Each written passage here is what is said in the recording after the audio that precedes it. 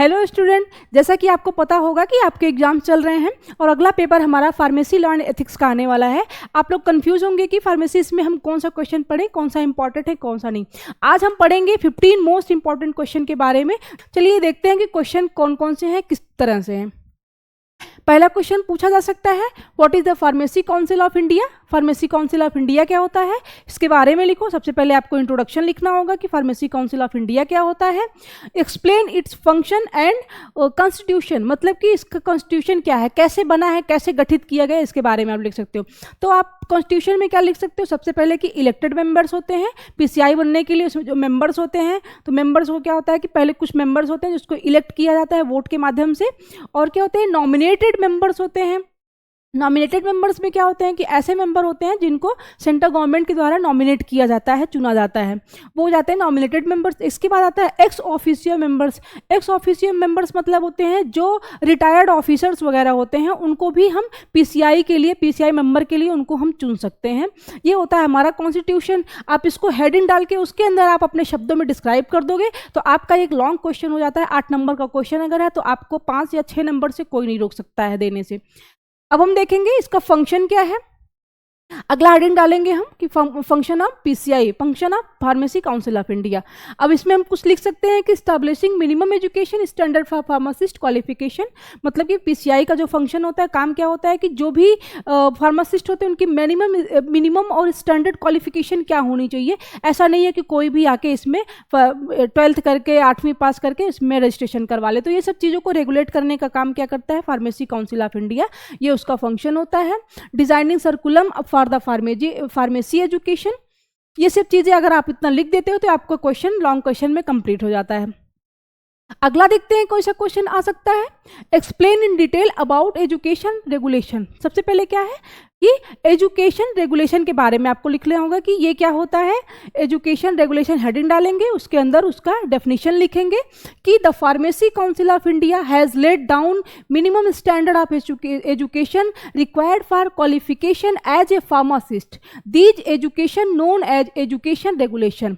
आप इतना इसको लिख दोगे अगर ऐसे तो भी आपके मार्क्स जो है मिल जाएंगे आपको। अब क्या है, अब देखते हैं कि इसका ऑब्जेक्टिव क्या है। जो एजुकेशन रेगुलेशन बनाया गया उसका उद्देश्य क्या है, किस उद्देश्य से इसको बनाया गया। इसमें आप थोड़ा सा लिख दोगे minimum qualification for admission to the course, मतलब जी अगर कोई व्यक्ति कोई स्टूडेंट जो है फार्मेसी में अगर एडमिशन करवाना चाहता है तो उसका मिनिमम क्वालिफिकेशन क्या होना चाहिए, उन सब चीज़ों का उद्देश्य, मतलब इन सब चीज़ों को देख के एजुकेशन रेगुलेशन का गठन किया गया, बनाया गया। The nature and duration of course of study, मतलब कि जो भी कोर्सेज हैं, जैसे डिप्लोमा है तो कितने साल का होना चाहिए, उसका ड्यूरेशन क्या होना चाहिए। अगर बैचलर है, बी फार्मा है तो उसका क्या ड्यूरेशन होना चाहिए, कितने साल का कोर्स होना चाहिए, प्रैक्टिकल कितने होने चाहिए, और क्या नाम है जो भी चीज़ें हैं इंटर्नशिप वगैरह कितना होना चाहिए। इन सब चीज़ों को क्या करता है, ये रेगुलेट करता है एजुकेशन रेगुलेशन। आप इतना अगर लिख देते हो तब भी आपका क्वेश्चन कंप्लीट हो जाता है, आपको कोई मार्क्स देने से नहीं रुक सकता है। अब हम देखते हैं अगला क्वेश्चन क्या आ सकता है हमारा। अगला क्वेश्चन हमारा है right and note on drug technical advisory board. अब क्या है, ये भी क्वेश्चन आ सकता है, इंपॉर्टेंट क्वेश्चन है, आप इसको ध्यान से देखिएगा। ये क्या है, DTAB के नाम से भी जानते हैं, शॉर्ट फॉर्म में DTAB। तो ये 1 नंबर का क्वेश्चन भी आ सकता है इसमें से कि मतलब DTAB क्या है, इसका फुल फॉर्म लिखो तो आप लिख सकते हो ड्रग टेक्निकल एडवाइजरी बोर्ड, तो भी आपको 1-2 नंबर मिल सकते हैं इसमें। अब इसका डेफिनेशन आप लिख दोगे थोड़ा सा कि it is constitution by central government and consist of ex officio nominated and elected members. इसमें भी क्या होते हैं, एक्स ऑफिशियो मेंबर्स होते हैं और इलेक्टेड मेंबर्स होते हैं। इन सब के मतलब इन सब मेंबर्स को लेके क्या किया गया है, इसका गठन किया गया DTAB का।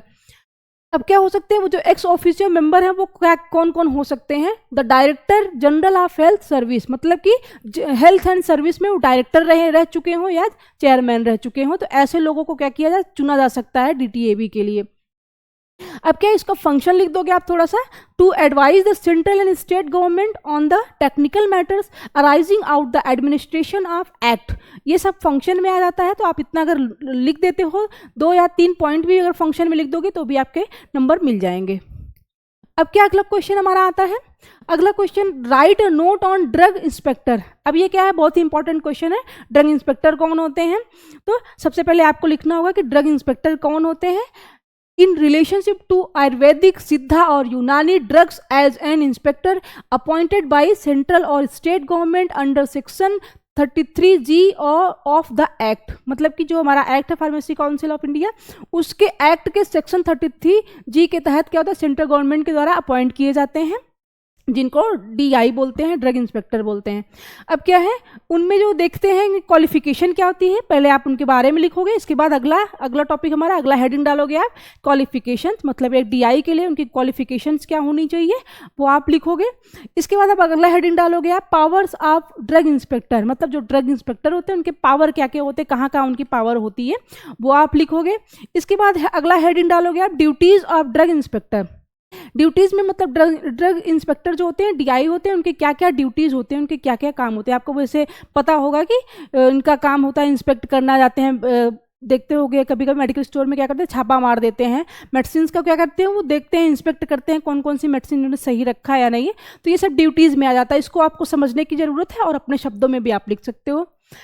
अब हम देखेंगे अगला क्वेश्चन क्या हमारा आता है, right a note on state pharmacy council. अब क्या है, एक स्टेट फार्मेसी काउंसिल जो है उसके बारे में आप थोड़ा सा लिख दोगे कि स्टेट फार्मेसी काउंसिल क्या होता है। सबसे पहले इसमें डेफिनेशन लिखोगे कि it means state pharmacy council constituted under section 19 and also include joint state pharmacy council constituted under section 20 of the act.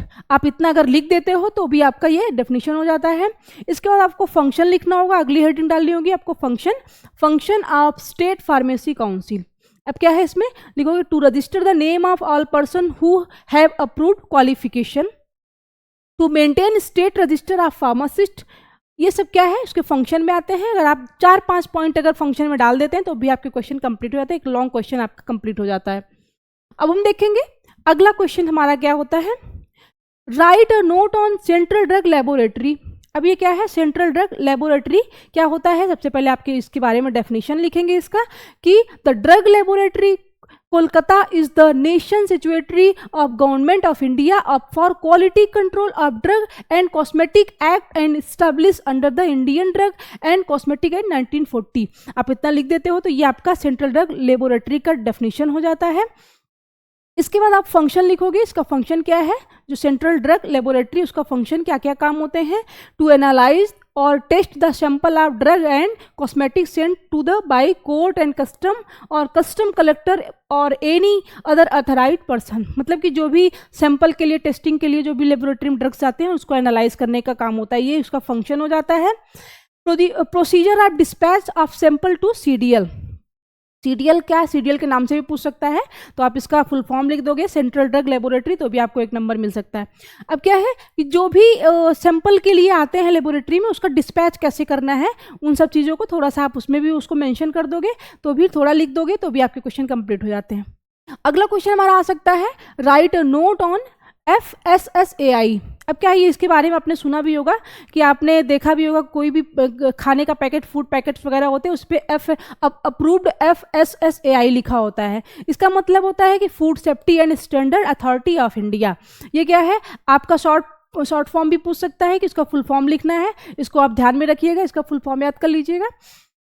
इसके बाद क्या है, इसका उद्देश्य क्या है, मतलब ये जो food safety and standard authority of India क्यों बनाया गया, इसका ऑब्जेक्टिव आपको लिखना है, इसका उद्देश्य लिखना है। इसके बाद आप हेडिंग डालते हो अगला कि फंक्शन क्या है, FSSAI का फंक्शन क्या होता है, उसमें आप थोड़ा सा लिख दोगे laying down procedure and guideline for accreditation of laboratories and notification of accredited laboratories. ये सब चीज़ें थोड़ा सा आप लिख देते हो अगर 3-4 पॉइंट्स में, तो भी आपके नंबर कंप्लीट हो जाते हैं, आपके क्वेश्चन कंप्लीट हो जाते हैं लॉन्ग क्वेश्चन में। अगला क्वेश्चन क्या आ सकता है हमारा, explain prevention of cruelty to animal act, animal act 1960। अब क्या है, ये prevention of cruelty and animal act पे आप पूछ सकता है। सबसे पहले आपके उसके बारे में लिखोगे कि इसका क्यों गठन किया गया, क्यों बनाया गया ये। तो इंट्रोडक्शन में आप लिखोगे prevention of cruelty to animal act 1960। तो अगर पूछ भी सकता है, 1 नंबर का क्वेश्चन भी पूछ सकता है कि जो है क्रुएलिटी ऑफ एनिमल एक्ट कब लागू हुआ था, तो 1960 आपको याद होना चाहिए। क्या है इसमें लिख सकते हो, in modern medical pharmaceutical sciences animal are widely use to perform experiment to study and safety toxicity and, मतलब क्या है जैसे आपने देखा होगा एक्सपेरिमेंट के लिए क्या प्रैक्टिकल वगैरह में एनिमल्स का यूज़ होता है, तो उन सब चीज़ों को रोक लगाने के लिए, प्रिवेंट मतलब बचाने के लिए, कैसे वो जो एनिमल्स होते हैं उनको बचाने के लिए नियम लगाया गया। अब हम देखेंगे इसका ऑब्जेक्टिव क्या होता है, इसका उद्देश्य, मतलब किस उद्देश्य से ये बनाया गया ये act. This act prevents the infliction of unnecessary pain और सफरिंग ऑन द एनिमल्स। ये एक्ट क्यों बनाया गया, जो भी एनिमल्स होते हैं लोग क्या करते हैं उसका प्रैक्टिकल में यूज़ कर लेते हैं, उनको बचाने के लिए, मतलब उनको पेन और इन सब चीज़ों से बचाने के लिए ये एक्ट लागू किया गया। और इसके बाद देखते हैं इसका फंक्शन क्या है, to prevent cruelty to the animal by keeping the law in force and advise government regarding the amendments to be undertaken in act from time to time. ये क्या है, ये इसका फंक्शन हो जाता है। तो जैसे जैसे हम बता रहे हैं वैसे वैसे अगर आप लिख देते हो तो आपको पास होने से कोई भी नहीं रोक सकता है। अब हम देखते हैं अगला क्वेश्चन हमारा क्या आ सकता है। अगला क्वेश्चन हमारा आता है, right note on pharmacist oath. Pharmacist oath मतलब क्या है, जो फार्मासिस्ट शपथ लेता है कि मतलब उसमें कुछ इलीगल काम नहीं करेगा, ये सब चीज़ें उसमें मेंशन कर देना, थोड़ा सा आपको लिख देना उसके बारे में, शपथ के बारे में क्या क्या नहीं करना चाहिए उनको, फार्मासिस्ट को क्या क्या करना चाहिए, वो सब शपथ में आ जाता है, ओथ में आ जाता है। तो उसके बारे में आप देख लीजिएगा, थोड़ा पढ़ लीजिएगा।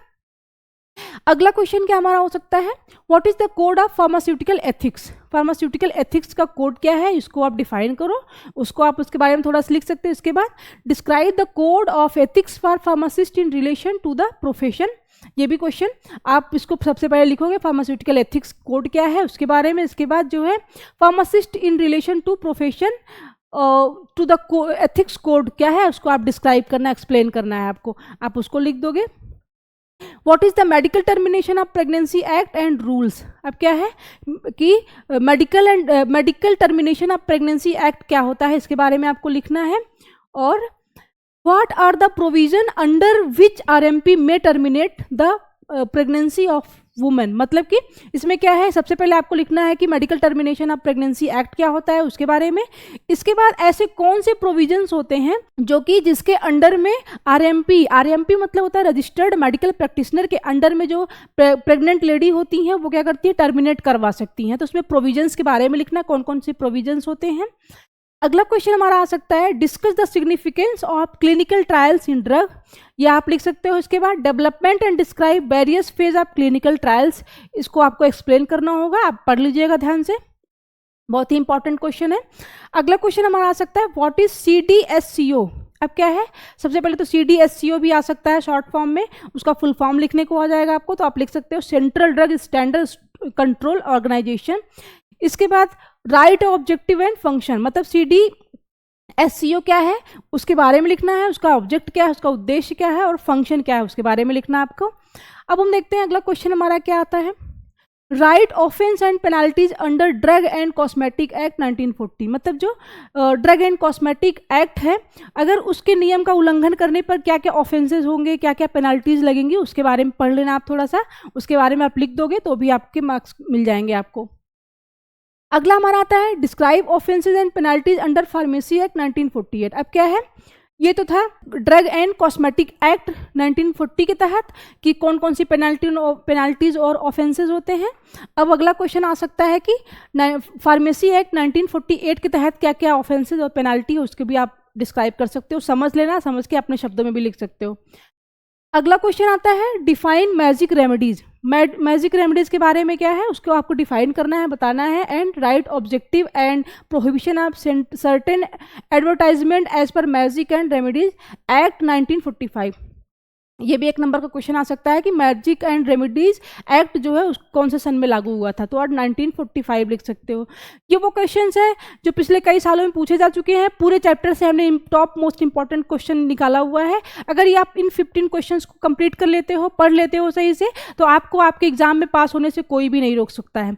और अगर ज़्यादा जानकारी लेना हो, ऐसे ज़्यादा डिटेल्स में पढ़ना हो, तो आप हमारे ऐप पे आ सकते हो, मेडिकल विद्यार्थी ऑनलाइन एजुकेशन। और अगर ज़्यादा जानकारी लेना हो तो आपको आना पड़ेगा हमारे वेबसाइट www.medicalvidyarthi.com। नीचे डिस्क्रिप्शन में लिंक दिया हुआ, वहाँ पे जाके आप हमारे ऐप को इंस्टॉल कर सकते हो, हमसे संपर्क कर सकते हो। इसके अलावा हमारा ऐप प्ले स्टोर पे भी अवेलेबल है, आप वहाँ पे भी जाके हमारा ऐप डाउनलोड कर सकते हो और हमसे संपर्क कर सकते हो। वहाँ पे हम बनाएंगे आपके एग्ज़ाम को बहुत ही आसान। Thank you.